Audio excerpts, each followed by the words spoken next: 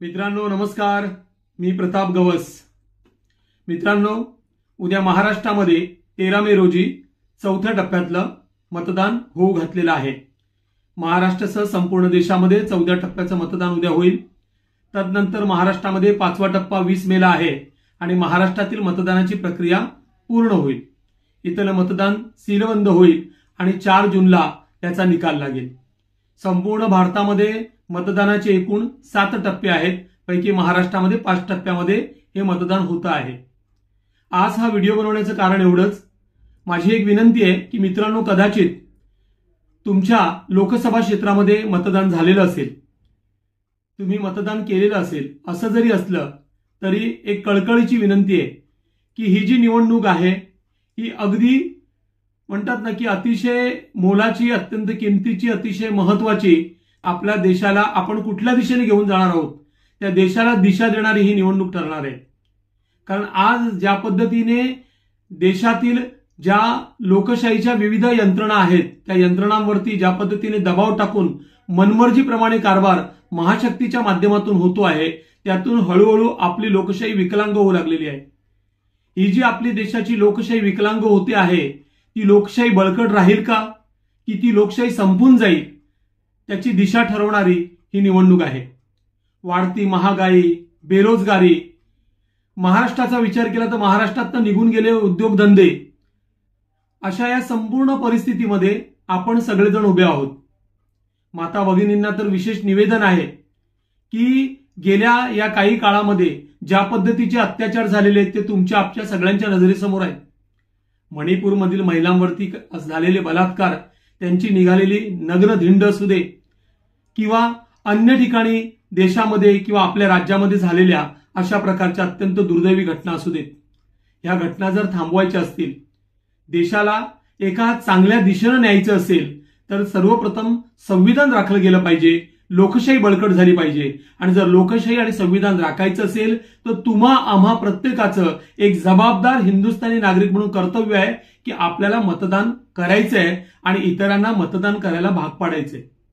त्यासाठी जरी तुमच्या लोकसभा क्षेत्रामध्ये मतदान झालेलं असलं तरी तुम्हाला कळकळीची विनंती आहे, तुमचं मित्रपरिवार, तुमचे शेजारी पाजारी, तुमचे आप्तष्ट, तुमचे गुरुजन, तुमची मित्रमंडळी ही ज्या ज्या लोकसभा क्षेत्रामध्ये राहत असतील त्यांना तुम्ही फोनच्या माध्यमातून, फेसबुक, व्हॉट्सअप यासारख्या माध्यमातून किंवा अन्य पद्धतीने संपर्क करून त्यांना मतदान करण्यासाठी सांगा। माझ्या महाराष्ट्रासाठी, आपल्या या महाराष्ट्रासाठी तर ही निवडणूक विशेष आहे। आपल्या महाराष्ट्राच्या अस्मितेवरती या महाशक्तीने, मोदींनी आणि शहांनी ज्या पद्धतीने या 40 गद्दारांना घेऊन घाला घातलेला आहे ते विसरून चालेल का? तुम्हाला आठवतोय ना दिवस, ज्या दिवशी हे 40 बंडखोर गद्दारी करून इथून सुरतेच्या मार्गाला निघाले, सुरत गुवाहाटी करत ज्या पद्धतीचा त्यांनी गोव्याच्या त्या हॉटेलमध्ये टेबलावरती उभा राहून दंगानाच केला। आपले उद्धव बाळासाहेब ठाकरे ज्या पद्धतीने साहेबांना पायउतार व्हावं लागलं, त्यांचा तो निरोप आठवतोय? ज्या वेळेला त्यांनी वर्षा बंगल्यावरून निरोप घेतला, आठवतायत ते क्षण? दिसतायत ती दृश्य तुमच्या डोळ्यासमोर? मित्रांनो, या सगळ्या गोष्टी आठवा। ह्यालाच मी मगाशी बोललो होतो की हॅमरिंग करावंच लागतं, त्यामुळे ते तुम्हाला मी करतो आहे। आपल्याला आपल्या महाराष्ट्राची अस्मिता, आपल्या महाराष्ट्राचं तेज आणि आपल्या महाराष्ट्राचं पाणी या दिल्लीला पाजावं लागेल। दिल्लीला म्हणजे अर्थात नरेंद्र मोदी आणि अमित शहा ज्यांनी ही सगळी घटना घडवून आणली, देवेंद्र फडणवीस जे महाराष्ट्राचे खलनायक ठरले, अतिशय हीन पातळीचं राजकारण त्यांनी या ठिकाणी केलं। ते ज्या वेळेला सांगतात मोठेपणाने की मी 2-2 पक्ष फोडून आलो म्हणून, तर ते 2-2 पक्ष फोडणं नव्हतं, तर ती दरोडेखोरी होती। आणि महाराष्ट्र जो अत्यंत सुसंस्कृत आहे, सालंकृत आहे, जो सुशिक्षित आहे, जो फुले आंबेडकरांचा महाराष्ट्र आहे, त्या महाराष्ट्राला खालच्या पातळीवरती नेण्याचं काम देवेंद्र फडणवीस आणि भाजपच्या इथल्या नेत्यांच्या राजकारणाने केलेले आहे। या सगळ्यांना शह द्यायचा असेल, पुनश्च एकदा शिवसेना म्हणजेच महाराष्ट्राची अस्मिता, त्याची बूज आपल्याला राखायची असेल तर या ठिकाणी उद्धव बाळासाहेब ठाकरे आणि त्यांचा शिवसेना पक्ष आणि त्यांच्यासोबत असलेली महाविकास आघाडी यांच्या बाजूने आपल्याला पूर्ण ताकदीनं उभं राहावं लागेल। तुम्ही कोणत्या पक्षाचे कार्यकर्ते आहात मला कल्पना नाही, तुम्ही कोणाच्या बाजूने इतकी वर्ष होतात त्याहीबद्दल माझं काही म्हणणं नाही, पण ही निवडणूक वेगळी आहे। ही निवडणूक महाराष्ट्राच्या अस्मितेची आहे.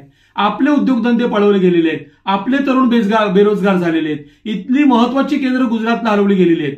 आमचं गुजराती माणसाबरोबर कुठल्याही प्रकारचं भांडण नाही, आमच्या मनामध्ये त्यांच्याबद्दलचा कुठलाही दुजाभाव नाही. तेही आमचे बांधव आहेत. 1992च्या दंगलीमध्ये त्यांना सहकार्य करणारी ही माझी शिवसेनाच होती.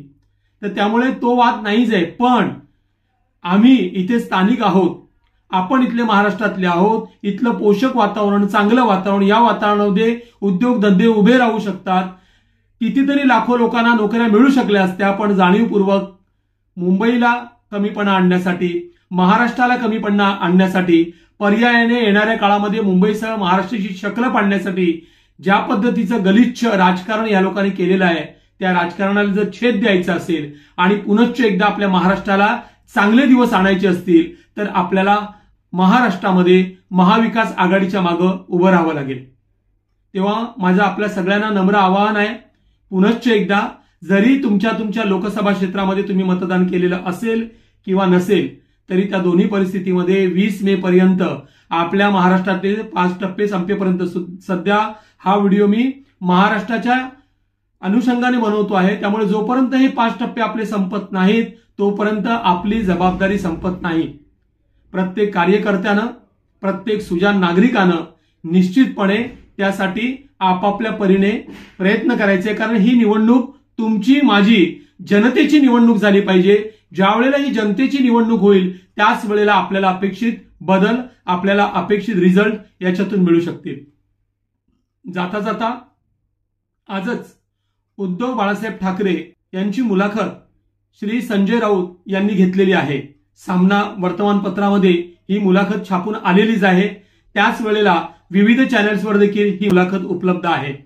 माझ्या डिस्क्रिप्शन बॉक्समध्ये देखील मी त्याची लिंक देतोच आहे. आवर्जून तुम्ही ही मुलाखत बघा.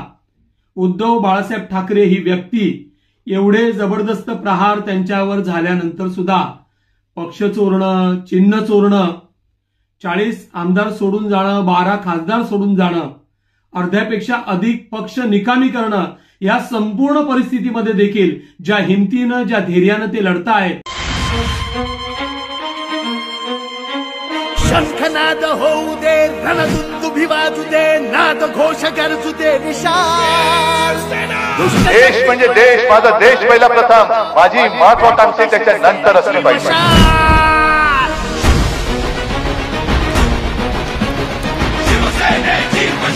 तुमचं भविष्य हे मोदींच्या हातामध्ये आहे, अजिबात नाही. या क्षणाला मोदींचं भविष्य आणि आपल्या देशाचं भविष्य हे तुमच्या हातामध्ये, तुम्ही ठरवणार.